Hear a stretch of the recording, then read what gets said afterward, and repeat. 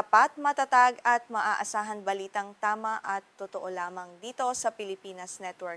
Magandang araw sa ating mga kababayan sa Pilipinas at sa buong mundo. Huwag kalimutang pusuan ang video, sumubaybay at pindutin ang patingaw upang lagi kayong updated sa balita. Simulan na natin. Sa ating pinakamainit na balita sa araw na ito, tuluyang nabulabog at naparalisa ang buong Taiwan matapos ipag-utos ng kanilang pamahalaan ang malawakang paglikas ng libu-libong mamamayan dahil sa banta ng bagyong Bavi. Ayon sa mga huling ulat mula sa Taipei, higit sa 14,000 katao ang mabilisang inilikas mula sa mga mapanganib at mabundok na lugar upang masiguro ang kanilang kaligtasan bago pa man maranasan ang hagupit ng ulan. Ang malawakang paglilikas na ito ay nakatutok partikular sa mga bulubunduking rehiyon na madalas tamaan ng landslide kapag may matitinding pag-ulan. Agad na kumilos sa mga lokal na awtoridad katuwang ang militar upang gabayan ang mga residente patungo sa mga itinalagang evacuation centers. Walang inaksayang oras ang gobyerno upang matiyak na walang maiiwang mamamayan sa mga delikadong sona habang papalapit ang bagyo sa bansa. Bagamat tinukoy ang bagyong Bavi bilang isang medium-strength typhoon o may katamtamang lakas lamang, hindi ito naging dahilan upang maging kampante ang mga awtoridad. Sa kasalukuyan, dahan-dahan itong humihina habang kumikilos sa karagatan, ngunit nagdadala pa rin ito ng napakalakas na hangin at nagbabadyang magdulot ng malaking pinsala sa mga baybayin at lantad na lugar sa silangang bahagi na direktang maaapektuhan ito. Binigyang diin ng pamahalaan ng Taiwan na ang lahat ng kanilang ipinapatupad na hakbang ay bilang pag-iingat upang maiwasan ang anumang pagkawala ng buhay. Ayon sa mga opisyal, mas mabuti nang maging labis ang paghahanda kaysa magsisi sa huli kapag huli na ang lahat. Ang mabilis na koordinasyon sa pagitan ng pambansa at lokal na pamahalaan ay nagpapakita ng mataas na antas ng kahandaan ng bansa laban sa mga kalamidad. Ang pangunahing ikinababahala ngayon ng mga meteorologists ay ang inaasahang buhos ng ulan na maaring umabot sa halos 1 metro sa ilang partikular na lugar sa bansa. Ang ganitong karaming ulan sa loob lamang ng maikling panahon ay tiyak na magdudulot ng matitinding pagbaha sa mga mabababang lugar at biglaang pagguho ng lupa sa mga kabundukan na maglalagay sa buhay ng marami sa isang matinding panganib.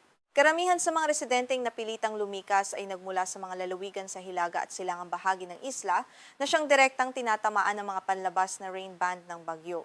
Ang mga lugar na ito ay kilala sa pagkakaroon ng maburol na topografiya, kaya naman ang panganib ng flash floods at mudslides ay doble kumpara sa ibang bahagi ng bansa, dahilan upang unahin sila sa listahan ng mga kailangang ilikas. Dahil sa banta ng masamang panahon, naparalisa rin ang sektor ng transportasyong panghimpapawid sa buong bansa. Ayon sa ulat, kabuuang 717 internasyonal na flight ng opisyal na kanselado, habang lahat ng 274 na domestic flight ay hindi rin pinayagang lumipad. Libo-libong pasahero ang pansamantalang naantala ang biyahe at nananatili ngayon sa kanilang mga tahanan doon. Halos lahat ng pangunahing lungsod at lalawigan sa buong Taiwan ay nagdeklara na ng suspensyon sa trabaho at klase para sa araw ng Sabado na tinatawag nilang typhoon holiday.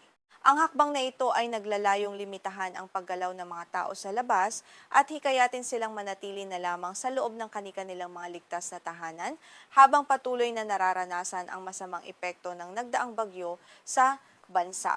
Dahil sa deklarasyong ito, lahat ng mga opisina ng gobyerno, pribadong kumpanya at mga paaralan na karaniwang may aktibidad tuwing katapusan ng linggo ay pansamantalang isinara.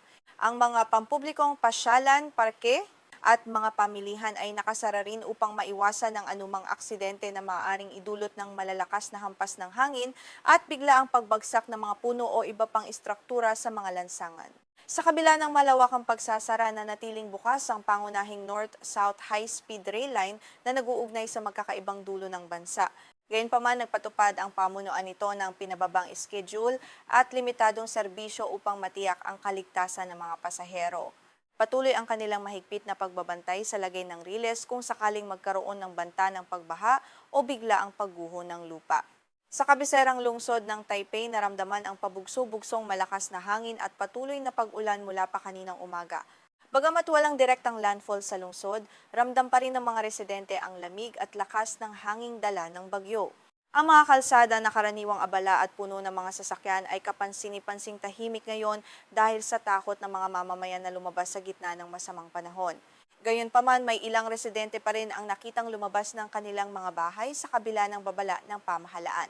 Isang 68 taong gulang na residente ng Taipei na si Ye Moushong ang nakapanayam habang naglalakad kasama ang kanyang aso. Ayon sa kanya, mukhang hindi naman ganoon kaseryoso ang sitwasyon sa ngayon at medyo malakas lang ang hangin kumpara sa mga nakaraang araw, kaya lumabas pa rin siya. Matapos dumaan sa hilagang silangan ng Taiwan, tinahak ng bagyong Bavi ang direksyon patungo sa Sakishima Islands ng Hapon, isang liblib na pangkat ng mga isla na bahagi ng Okinawa Prefecture. Doon ay nagdulot din ito ng matitinding pag-ulan at malalakas na alon bago tuluyang lumabas ng kanilang nasasakupan. Patuloy na binabantayan ng mga regional weather agencies ang paggalaw ng bagyo sa silangang bahagi ng Asia. Ayon sa mga pinakahuling pagtaya sa panahon, inaasahang tatama ang bagyong Bavi sa silangang lungsod ng Wenzhou sa China sa madaling araw ng linggo. Ang Wenzhou na tahanan ng higit sa 10 milyong katao ay kasalukuyan na ring naghahanda para sa posibleng epekto ng bagyo.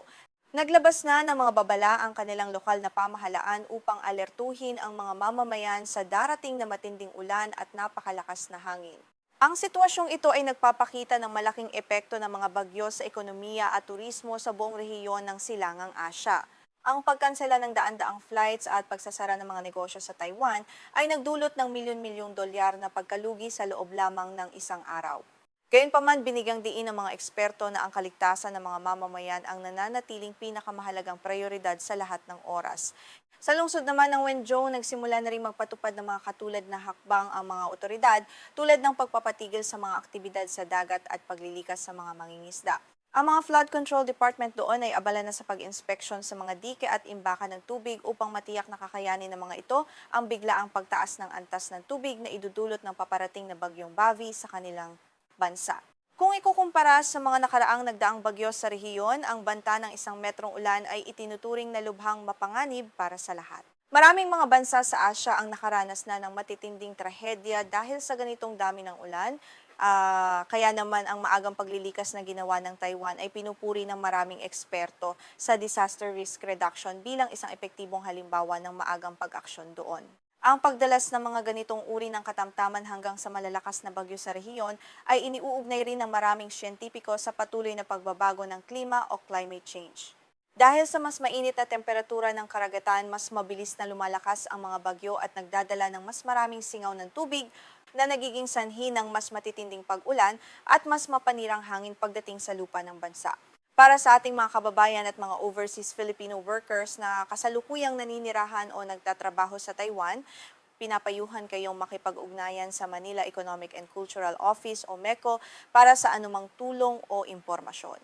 Mahalagang sundin ang lahat ng mga tagubili ng lokal na pamahalaan ng Taiwan, manatili sa loob ng bahay at maging handa sa lahat ng oras para sa inyong sariling kaligtasan doon.